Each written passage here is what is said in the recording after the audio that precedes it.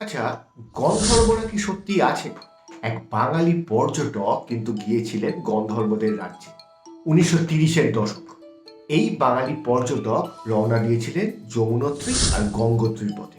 সেকালে ওসব অঞ্চলে বেশি লোক সমাগম হতো না, পথ দুর্গম, থাকার জায়গাও বিশেষ নেই।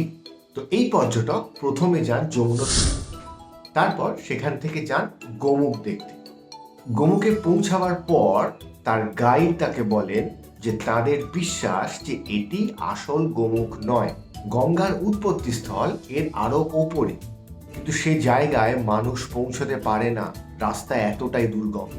এই কথা শোনার পর এই বাঙালি ভদ্রলোক ঠিক করলেন তিনি একাই যাবেন গঙ্গার আসল উৎপত্তিস্থল দেখতে, তা সে যতই জীবনের ঝুঁকি থাক না কেন।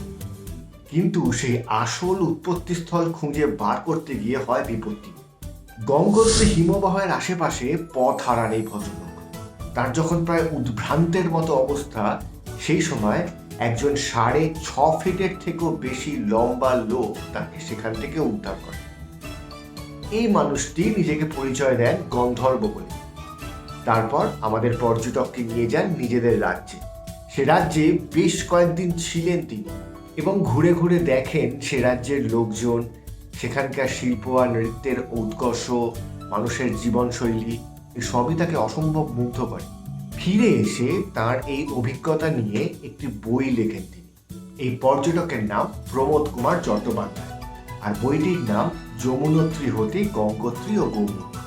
বিশ্বাস করুন, এই গন্ধর্ব রাজ্যের যে বর্ণনা তিনি ডিটেইলসে দিয়েছেন, তা নিজের চোখে না দেখে লেখা খুব মুশকিলের।